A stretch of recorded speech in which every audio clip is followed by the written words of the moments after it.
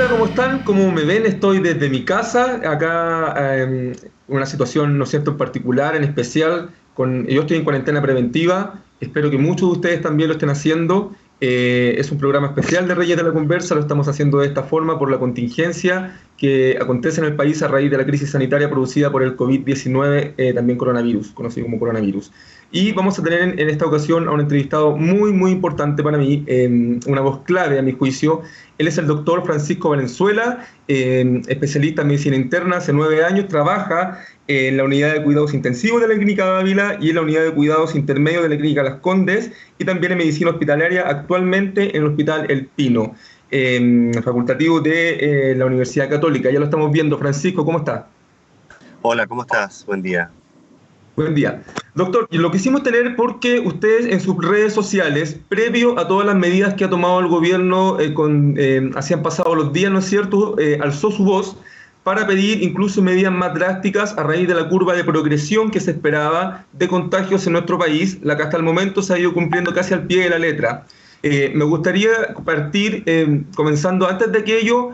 ¿Cuál es la situación que usted está viendo en los lugares donde trabaja hoy día, viernes 20, que estamos grabando este especial de Reyes de la Conversa?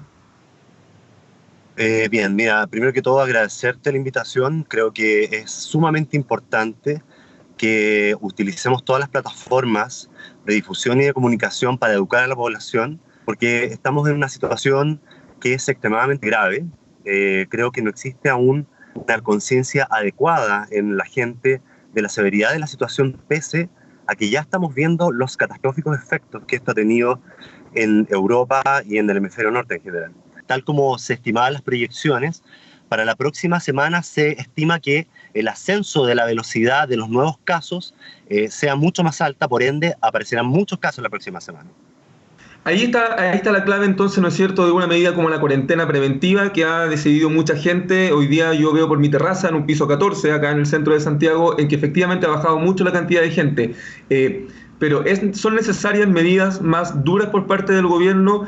Ayer, anoche, el gobierno de Argentina decretó la cuarentena obligatoria para todos los ciudadanos de su país, que se sumó al cierre de fronteras que ya habían hecho. ¿Tenemos que ir en esa dirección, doctor, a su juicio, una cuarentena, un confinamiento total, como está pasando hoy día en Italia, por ejemplo, o en España?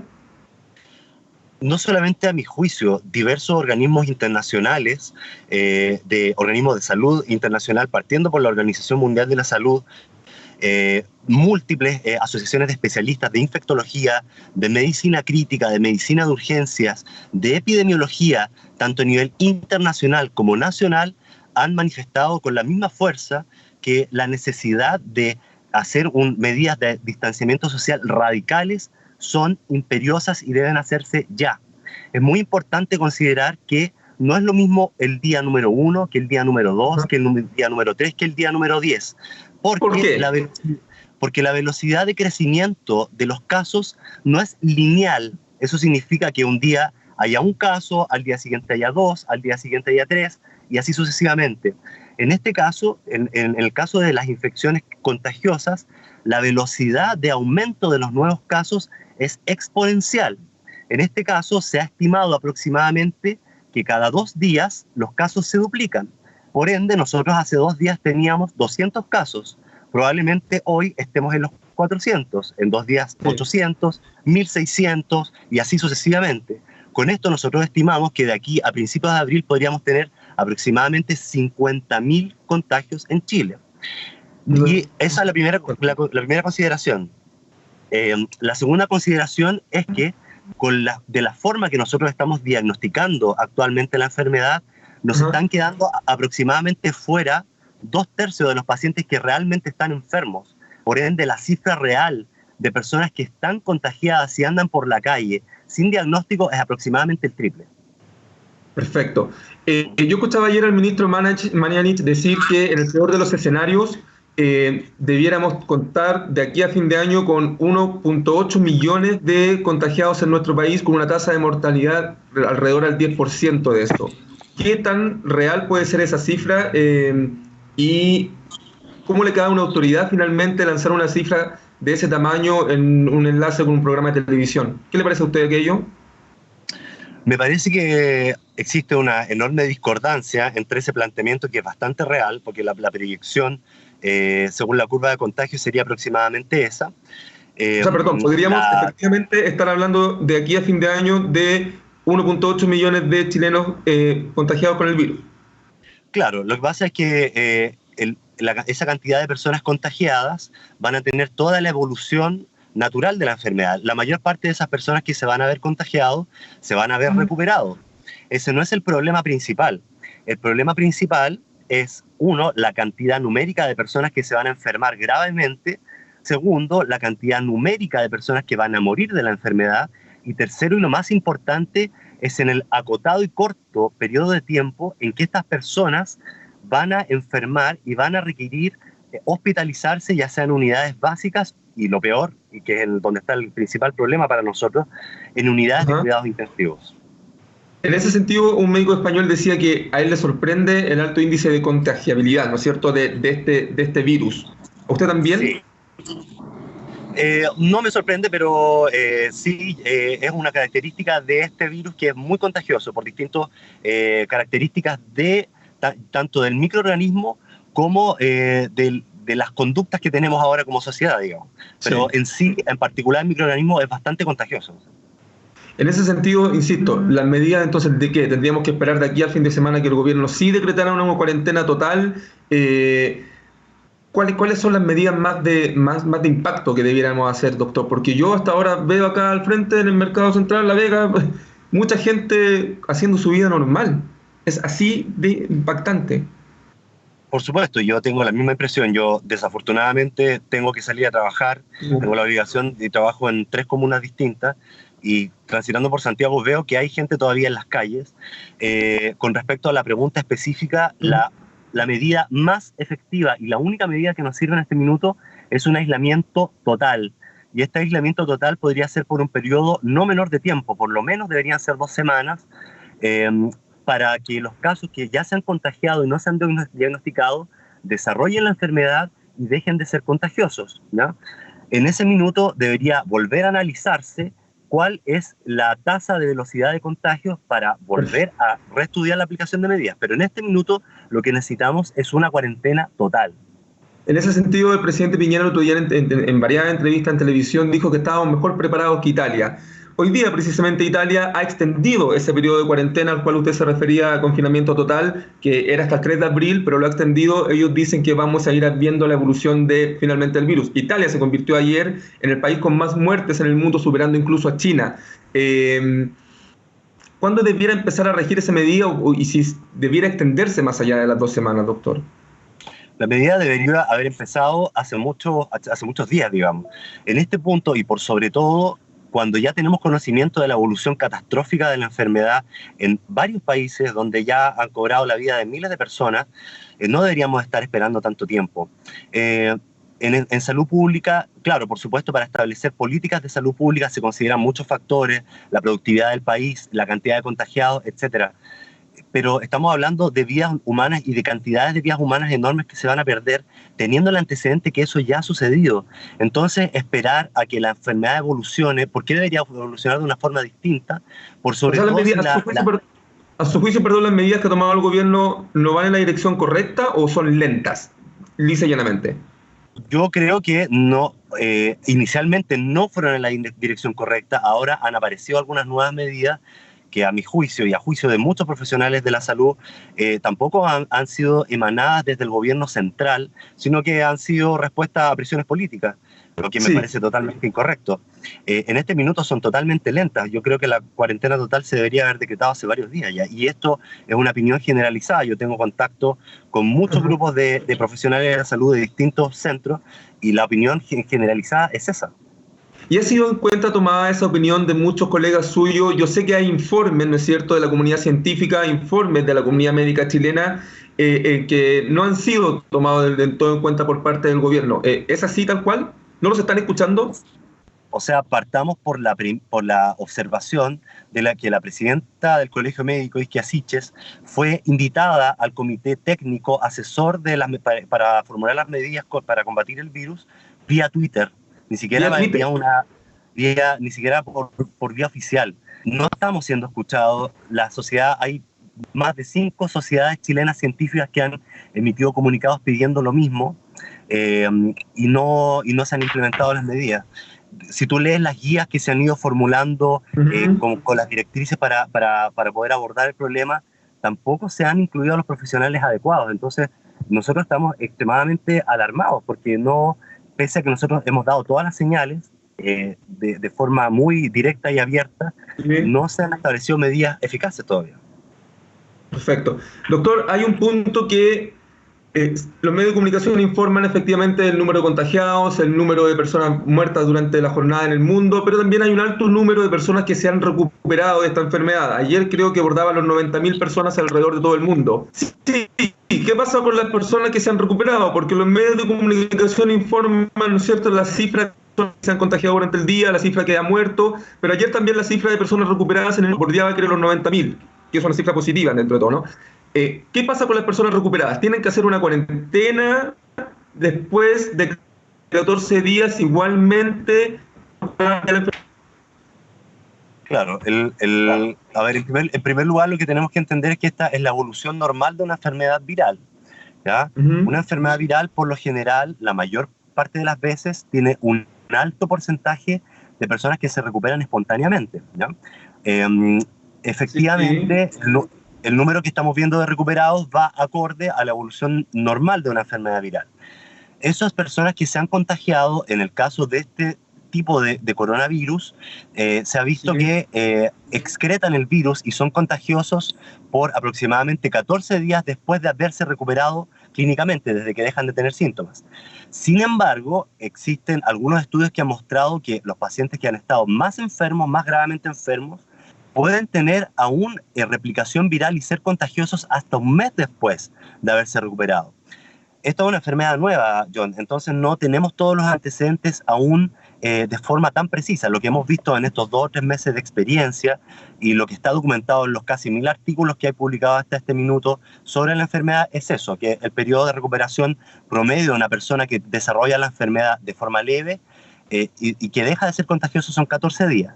Yo creo que no hay que ser tan optimista y pensar que esos 90.000 casos de personas recuperadas es algo auspicioso. Es parte de la evolución normal de la enfermedad y no es eso lo que a nosotros nos preocupa. A nosotros lo que nos preocupa específicamente es el colapso que se va a generar en el sistema de salud al tener que atender 10.000, 20.000 pacientes graves. Ese es el gran problema. Vamos a ir en ese punto un poco más adelante, pero me interesa seguir hablando del tema de cuando alguien se recupera. Un informe hace muy poco, ¿no es cierto?, hace fines de abril, destacaba que en China el caso de un padre y una hija de menor edad se recuperaron, pero que se volvieron a reinfectar finalmente también con el virus. ¿Por qué pasa eso? ¿Te habían sido dados de alta? Eso no está totalmente claro. De hecho, son datos que se van obteniendo sobre la marcha. Como te acabo de comentar, es una enfermedad nueva. No es la mayoría de los casos, no es la generalidad de los casos, pero sí se han documentado en la literatura científica pacientes que se han reinfectado efectivamente. Eso no se ha establecido muy bien porque se presume, por un lado, que pueden ser mutaciones y nuevas recombinaciones del material genético del virus, que puede hacer que el sistema de defensa vuelva a no reconocerlo y vuelva a producir la infección, o pacientes que han quedado con su sistema inmunitario muy alterado y por eso se vuelven a infectar, o que se vuelven a exponer una pequeña porción del virus puede quedar en el cuerpo, ¿no? No en el propio cuerpo, sino que vuelvan a estar en contacto con otra persona enferma y se vuelvan a reinfectar estando su sistema de defensa no funcionando tan adecuadamente. Pero como te digo, es clave entonces, doctor, que una persona que se mejoró, ¿no es cierto?, mantenga una cuarentena también después por 2 semanas. Entiendo eso, ¿no? Por lo menos. Sí. Perfecto. Usted hablaba del punto de no colapsar nuestro sistema. ¿Le parecen adecuadas las medidas que ha tomado el gobierno de arrendar lugares privados, ¿no es cierto?, de obtener más camas en caso de un posible aumento crítico, ¿no es cierto?, de la enfermedad en ese sentido? Mira, en primer lugar yo debo decirte con total sinceridad que hasta el minuto nosotros, los que estamos en directo contacto con los pacientes, no tenemos ninguna medida concreta. O sea, a nosotros no nos han dicho cuántos cargos van a llegar, cuántas camas se van a abrir, qué hospital se va a habilitar. Esa información no existe en ninguna parte. Son solo anuncios oficiales y presunciones que no han tenido una materialización concreta, ¿ya? En segundo lugar, Perdón, es que es bien importante lo que usted dice, porque claro, nosotros vemos los anuncios por la prensa de que vamos a querer obtener 4.000 camas acá, 3.000 camas allá, que este hotel se va a pasar, no es cierto, en caso de que sea necesario. Pero usted que trabaja simultáneamente en el sistema público y en el sistema privado de salud, nos está diciendo algo súper relevante, que finalmente no hay una organización aún, o un claro, flujo de información hacia los profesionales de la salud, in no, situ y en eso terreno. ha sido una de nuestras principales críticas. Por supuesto que Ujú. cada centro en particular ya está tomando decisiones y medidas de forma independiente, porque no nos podemos quedar esperando a que llegue la avalancha y nosotros ¿Cómo no tenemos cuáles? ninguna Por preparación. ejemplo, usted está en el Hospital del Pino. Exactamente. Mira, por ejemplo, estamos se están anulando todas las cirugías y procedimientos electivos, se han cerrado las consultas, se ha redistribuido el flujo de los pacientes desde la urgencia, se están minimizando todas las hospitalizaciones que sean innecesarias o no estrictamente necesarias, estamos capacitando a todo el personal de salud en las medidas de aislamiento básico y estamos intentando ampliar de la forma que nos sea posible los cupos para pacientes que lleguen graves. Esto significa, por ejemplo, ¿Ya? habilitar nuevas camas en espacios que no existen hasta el minuto, intentar conseguir, no sé, ventiladores mecánicos, personal de salud, abrir nuevas alas en los hospitales de sitios que estaban siendo utilizados con otros fines, pero son todas medidas que se han tomado de forma local. Ajá. Todavía no existen los recursos materiales reales que hayan llegado desde el gobierno central para materializar estas medidas y por supuesto que van a ser insuficientes. Y otra cosa que es muy importante, John, que es algo que no se discute, es el tema de los recursos humanos. Tú para ¿Ya? manejar las unidades de los pacientes graves, para manejar los ventiladores mecánicos, necesitas personal capacitado. Y eso no Sí. existe en este minuto. Para que tú te hagas una idea, se están haciendo capacitaciones en línea de forma virtual, impulsados, ¿Ya? por ejemplo, por la Sociedad Chilena de Medicina Intensiva, para enseñarle a los médicos a usar los ventiladores mecánicos. Ese es el nivel de desabastecimiento de recursos humanos que tenemos en este minuto. El presidente Eh, Piñera, perdón, dijo en esa misma entrevista que Chile estaba más preparado que Italia. Parece que no estamos tan preparados como Italia, ¿no? Mira, te digo con una cifra, Chile es uno de los países que tiene menor proporción de camas de cuidados críticos por cada habitante en el mundo. Tenemos Eso se conoce, claro.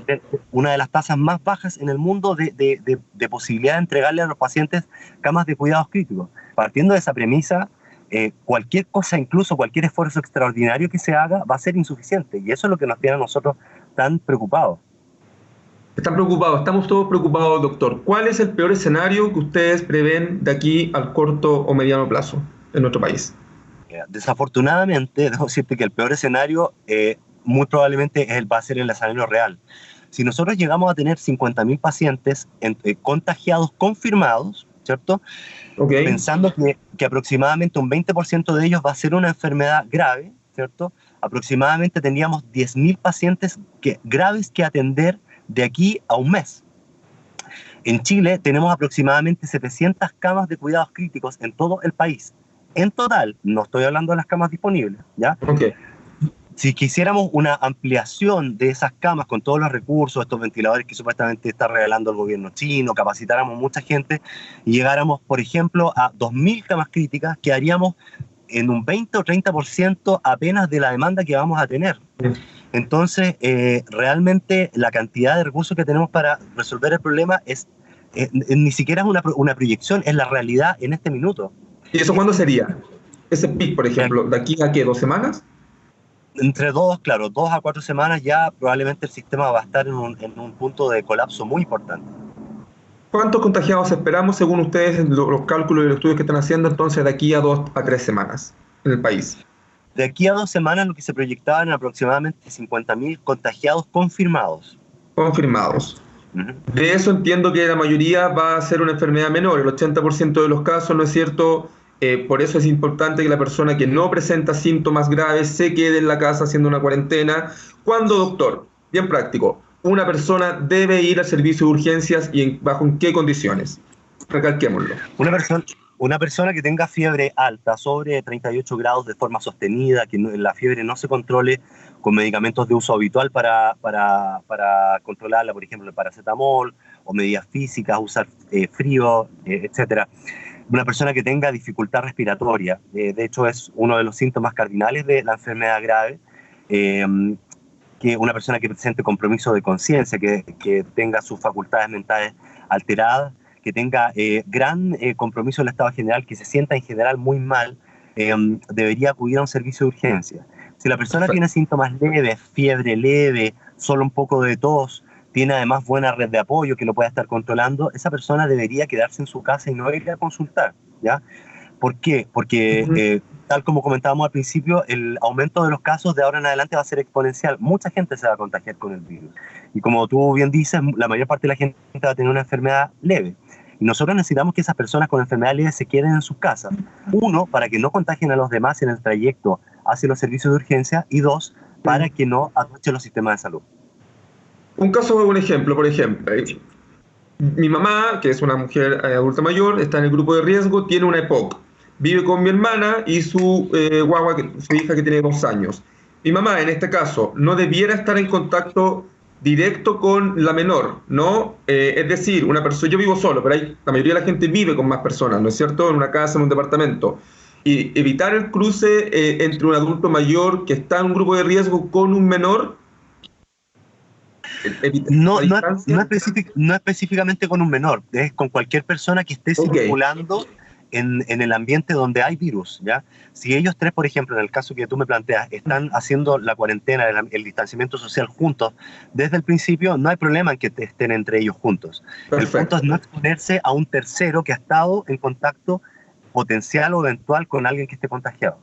Sigamos con el ejemplo que es bien práctico. Mi mamá tiene que ir hoy día, por su EPOC, ¿no es cierto?, a vacunarse contra la influenza, que ya hemos visto que los primeros días el sistema colapsó un poco, sobre todo en el servicio público, no había vacunas en el servicio privado. ¿Qué hace en ese caso esta persona de grupo de riesgo? ¿Tiene que salir a vacunarse? Igual. Sí, mira, precisamente por esa causa los municipios y los consultorios, que dependen de los municipios, han establecido programas de vacunación a domicilio de las personas que son adultas mayores o de mucho riesgo. Precisamente por eso, ¿ya? No, si bien los pacientes que tienen factores de riesgo deberían vacunarse contra la influenza de forma mandatoria, sí o sí deben vacunarse, sí. Pueden esperar todavía hasta que se establezcan estos programas. Yo creo que si es que hay demasiado atochamiento en los servicios de vacunación, es recomendable que la persona espere un poco a que estos servicios estén menos atochados o se establezcan estos programas de vacunación domiciliaria. Perfecto. Porque el riesgo de contagiarse en estos sitios que va a haber mucha gente es muy alto. Y esperando en su casa tampoco va a tener posibilidad de contagiarse de la influenza. Perfecto. Doctor, porque sé que está entre medio de los turnos y nos tiene que dejar. Medidas básicas, entonces reforcémoslas, ¿no es cierto? No salir de la casa, lavarse las manos, es mejor con jabón normal que con alcohol gel, han dicho por ahí, ¿o no? Da lo mismo. No, lo importante es el lavado de manos. El lavado de manos se hace con agua y jabón, debe hacerse por 30 segundos, enjuagarlo con abundante agua, teniendo precaución después de no tocar los elementos contaminados, las llaves o el entorno. El alcohol gel es equivalente. Perdón, doctor, es como el celular también es un alto foco infeccioso, ¿no? ¿Cada cuántas veces al día hay que desinfectar el celular? No existe una recomendación particular para las personas que lo tienen en su casa. Debería limpiarse todas las veces que sea posible. El personal de salud sí tiene algunas recomendaciones específicas, pero la idea es limpiarlo la mayor cantidad de veces posible con alcohol. Con respecto al tema del lavado de manos, que me parece crucial, el alcohol gel puede sustituir al lavado de manos con agua cuando tú no tienes agua y jabón, por ejemplo, cuando vas en la calle, estás en la micro, etcétera. Pero no es mejor que el lavado de manos con agua y jabón. Si no hay alcohol gel, hay que lavarse las manos con agua y jabón y punto, ¿no? Y tampoco es una razón para desesperarse que no haya alcohol gel. Tampoco, por ejemplo, hay personas que salen de su casa desesperadamente y se exponen a contagiarse solamente para comprar alcohol gel, que es un despropósito total. Son equivalentes. Y otra cosa importante, si las manos están visiblemente sucias, el alcohol gel no sirve, hay que lavarse las manos con agua. Se estima que entre cada 5 lavados con alcohol gel, uno debería hacerse un lavado de manos con agua y jabón. Perfecto, entonces ahí está la recomendación. Por último, doctor, los casos que conocimos al principio en nuestro país, a principios de marzo, ¿ya están recuperados esos casos? ¿Qué información maneja usted respecto a los primeros casos que se conocieron acá en Chile? La información es que esos casos fueron leves y, tal como hemos comentado varias veces, la enfermedad leve se recupera dentro de un plazo acotado y esas personas deben ahora hacer su cuarentena para evitar exponer a los demás al contagio, porque siguen excretando el virus en su vía respiratoria pese a ya no tener síntomas. Pero esas personas recuperadas han sido recuperadas. Es una cosa que es importante considerar porque se ha comentado en los medios y se ha visto efectivamente que las personas que hacen la enfermedad grave pueden quedar con secuelas, ¿ya? Aparte Sí. de producir mortalidad, pueden producir secuelas de la función respiratoria, pero esto se produce por sobre todo en las personas que han tenido la enfermedad grave, que han estado en ventilación mecánica, en una UCI, etc. Por último, las personas con cáncer, las personas con VIH, ¿están también dentro del grupo de riesgo? Sabemos que son los hipertensos, ¿no es cierto? Los adultos mayores entre 60 y 80 años, diabéticos. ¿Qué pasa con las personas que han desarrollado un cáncer o que viven con el virus del VIH? Mira, hasta el minuto no se ha visto una asociación en particular a desarrollar una enfermedad más grave en el caso de las personas que viven con el VIH y lo tienen controlado, por ende no tienen enfermedad, no tienen la enfermedad SIDA. No se ha visto hasta el minuto un desarrollo más grave de la enfermedad. Perfecto. En los pacientes que tienen cáncer sí se ha visto mayor mortalidad. Sin embargo, todos estos datos son bastante preliminares. Recién ayer fue publicado un estudio en una revista muy importante que Ujú. ha identificado esos factores de riesgo. Recién ahora, después de 2 o 3 meses de evolución de la Tres enfermedad, meses. por Sí. ende, todo esto es información en desarrollo. Pero para reforzar, hasta el minuto, los factores de riesgo más importantes que se han evaluado son el ser obeso, el ser diabético y el ser hipertenso. Esos son los Ah, factores de riesgo mayores que se han visto hasta este minuto para desarrollar enfermedad grave y morir. independientemente si eres adulto mayor o no, eso también hay que tenerlo en consideración, Sí, siendo estos grupos de riesgo. y evidentemente el ser adulto mayor, pese a que ahora se han reportado bastantes casos de personas jóvenes sin patologías, sin enfermedades, Pasó que en han España, hace desarrollado poco, un miembro de la Guardia Civil Española de 37 años, creo, esta semana falleció sin pertenecer a ningún grupo de riesgo y no tener ninguna patología anterior. y personal de salud también. Personal de salud también, es súper importante que nosotros nos cuidemos para cuidarlos a ustedes, que son el personal de salud que eventualmente nos va a tener que cuidar a nosotros. Es una cadena súper importante que la gente la entienda. Doctor, para dejarlo ir a su siguiente turno, eh, ¿cuánto tiempo vamos a estar en nuestras casas? La gente está muy nerviosa y hay que calmarla también, pero hay que entender que este es un problema de salud pública que no habíamos enfrentado, un problema sanitario que no habíamos enfrentado nunca, por lo menos en nuestra generación, ¿no es cierto?, el vivir una pandemia. Vamos a tener que estar 3 meses en nuestras casas, 3 meses trabajando en nuestras casas. ¿Cuál es el escenario que prevé usted?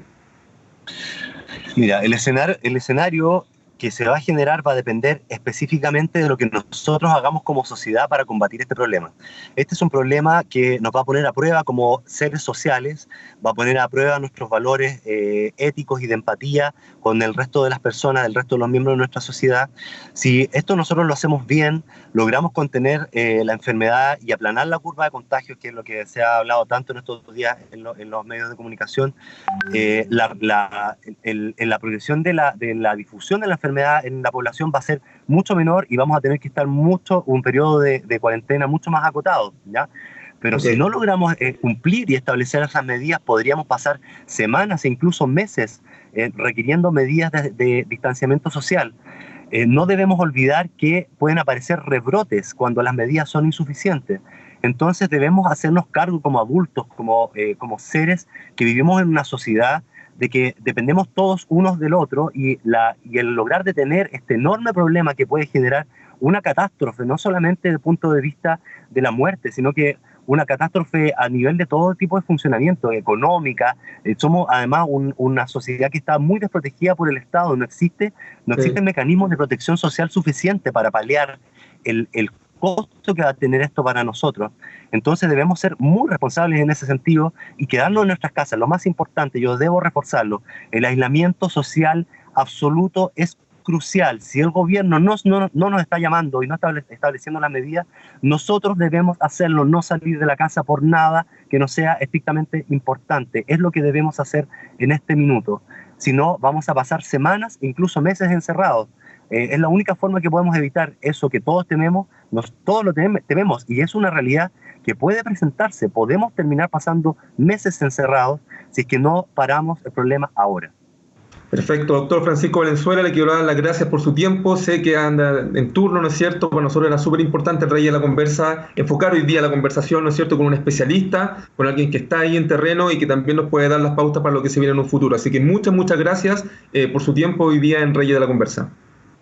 Bueno, John, encantado y bueno, un llamado a la población a cuidarse y a que como sociedad solucionemos nuestros propios problemas. ¿Mm? Perfecto. Muchas gracias, chao, chao. Chao, buen día.